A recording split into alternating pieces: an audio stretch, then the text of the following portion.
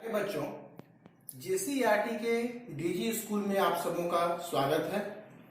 मैं राजीव रंजन, सहायक शिक्षक, मध्य विद्यालय सिमरा, जिला देवघर, आज जंतुओं में जन्म के अंतर्गत दो टॉपिक निषेचन और भ्रूण का परिवर्धन पर चर्चा करूंगा।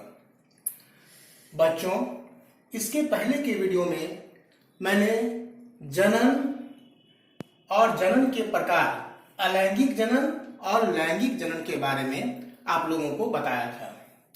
आज मैं सबसे पहले निषेचन के बारे में चर्चा करता हूं। तो निषेचन हम कह सकते हैं कि यह जनन की प्रक्रिया यानी लैंगिक जनन का प्रथम चरण है। यानी निषेचन को हम लैंगिक जनन का प्रथम चरण कह सकते हैं। इसमें लैंगिक जनन में, जैसा कि हम लोग जानते हैं कि लैंगिक जनन में नर युग्मक शुक्राणु और मादा युग्मक अंडाणु का संयोजन होता है। इसी प्रक्रिया को अंडाणु जो कि मादा युग्मक है और शुक्राणु जो कि नर युग्मक है, इसका संलयन होता है और अंडाणु तथा शुक्राणु के संलयन को हम निषेचन कहते हैं। तो ये निषेचन है कि अंडाणु तथा शुक्राणु का संलयन निषेचन कहलाता है। और निषेचन के फलस्वरूप युग्मनज का निर्माण होता है। निषेचन के फलस्वरूप युग्मनज का निर्माण होता है। जैसा कि हम लोग जानते हैं कि मानव में स्त्री जनन अंग यानी मादा जनन अंग और नर जनन अंग होते हैं। तो स्त्री जनन अंग से अंडाणु निकलता है और नर जनन अंग से शुक्राणु निकलता है। और जनन की प्रक्रिया में अंडाणु और शुक्राणु का संलयन होता है और संलयन के पश्चात युग्मनज बनता है। यही युग्मनज जो है यह विकसित होता है और एक नए जीव का निर्माण करता है। तो बच्चों, यहाँ यह देखना है कि ये जो नए जीव का निर्माण हुआ यह किससे हुआ? युग्मनज से हुआ। और युग्मनज का निर्माण किससे हुआ? अंडाणु से और शुक्राणु से। अंडाणु कहां से आया? यह स्त्री यानी माता से आया और शुक्राणु नर से यानी पिता से आया। यानी युग्मनज का जो निर्माण हुआ वह स्त्री और नर यानी पुरुष के अंडाणु और शुक्राणु से हुआ। तो इस तरह से नए जीव का जो निर्माण हुआ यानी जिस संतान का जो निर्माण हुआ, इसमें कुछ लक्षण मां के और कुछ लक्षण पिता के वंशानुगत में प्राप्त होते हैं। इसलिए नए जीव का जो निर्माण होता है उसमें कुछ लक्षण मां के और कुछ लक्षण पिता के होते हैं। अब हम जानेंगे कि निषेचन कितने प्रकार का होता है। तो यह निषेचन दो प्रकार का होता है, एक आंतरिक निषेचन और दूसरा बाह्य निषेचन। आंतरिक निषेचन क्या है?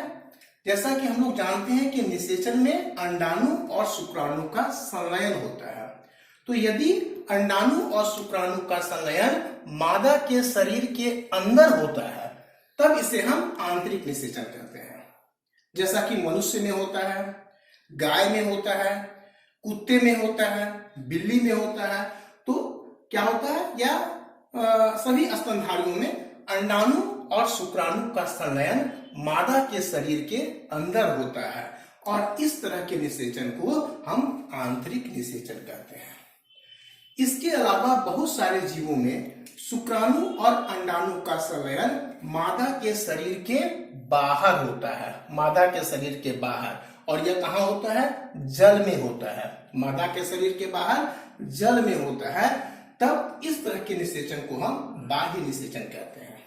ऐसा जलीय जीवों में होता है, मेढक में, मछली में, स्टारफिश में बाह्य निषेचन देखने को मिलता है। यदि बाह्य निषेचन का हमें और विस्तृत अध्ययन करना है तो इसमें एक गतिविधि को हम लोग शामिल कर सकते हैं। यदि बारिश के मौसम में हम लोग किसी तालाब या पोखर के पास चले जाएं तो हमें वहां मेढक के अंडे मिल जाएंगे। इन मेढक के अंडों का यदि हम अवलोकन करेंगे तो हम देखेंगे कि मेढक के अंडों पर मुर्गी के अंडों की तरह कठोर कवच नहीं होता है, बल्कि यह कोमल होता है। मादा मेढक जब नदी में, तालाब में, पोखर में अंडे देती है तो यह अंडे सैकड़ों में होता है और ये अंडे जेली की एक परत से एक दूसरे से जुड़ा हुआ रहता है। जेली का जो ये परत होता है यह अंडों को एक साथ जोड़कर रखता है और साथ ही साथ अंडों की सुरक्षा भी करता है।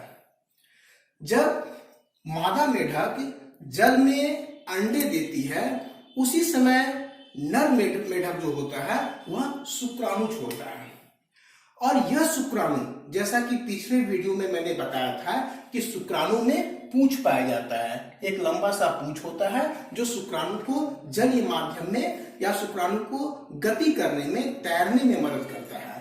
तो जब नर मेढक जो है वह जल में अपना शुक्राणु छोड़ता है तो यह शुक्राणु इस पूंछ की मदद से गति करते हुए, तैरते हुए वह अंड कोशिकाओं तक पहुंचता है और तब अंड कोशिकाओं का निषेचन होता है और निषेचन के पश्चात फिर नए मेढक का निर्माण होता है।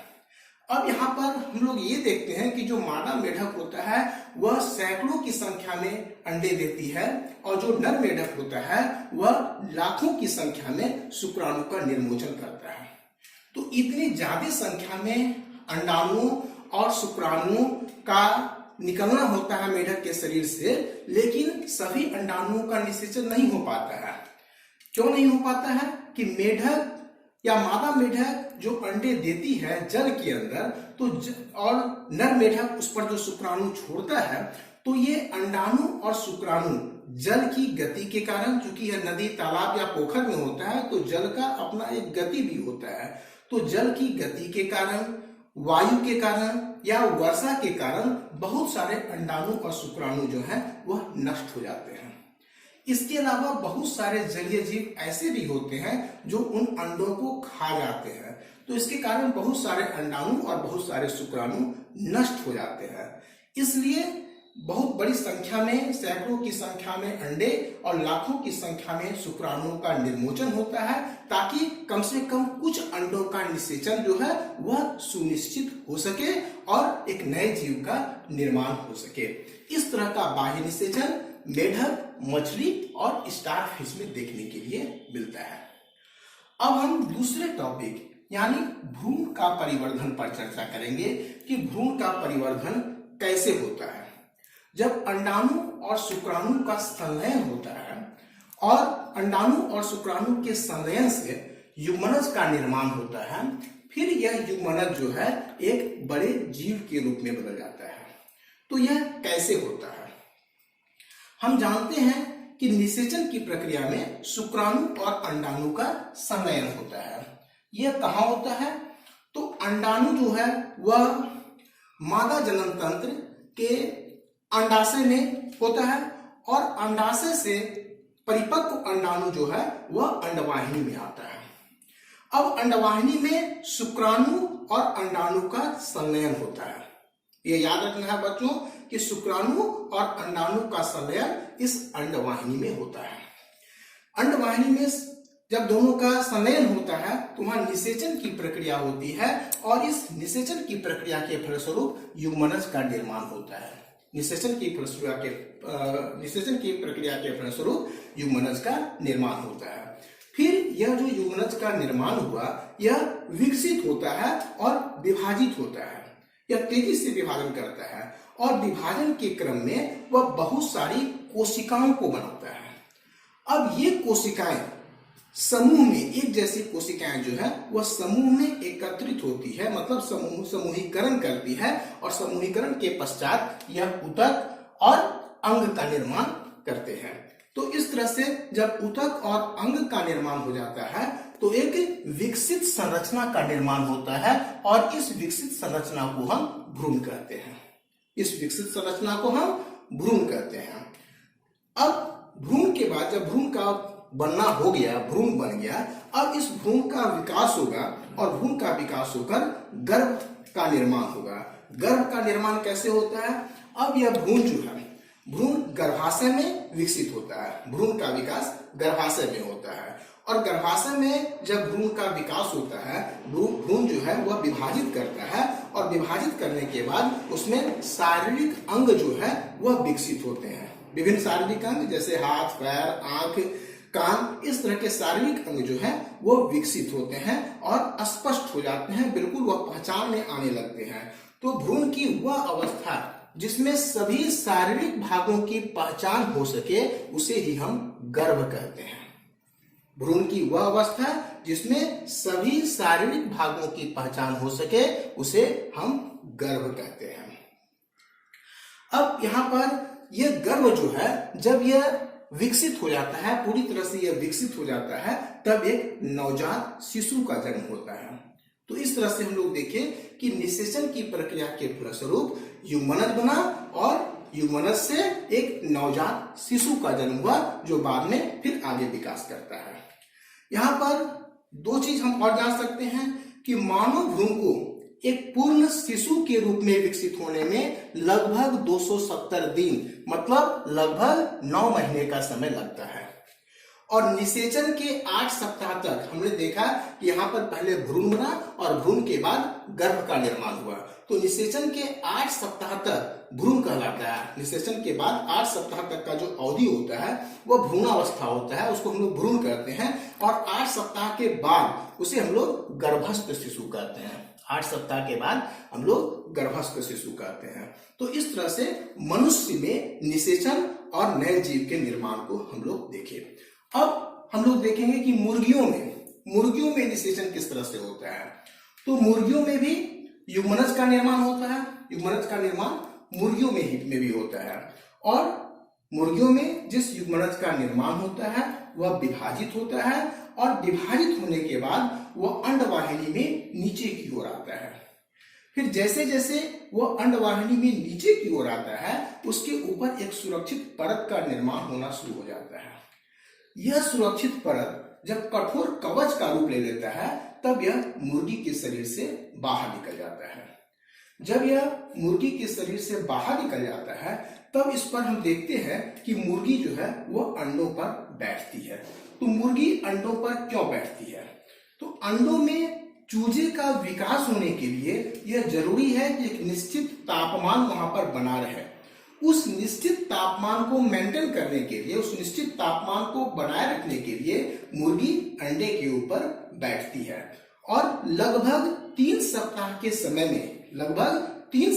समय में अंडे से चूजे बाहर निकलते हैं।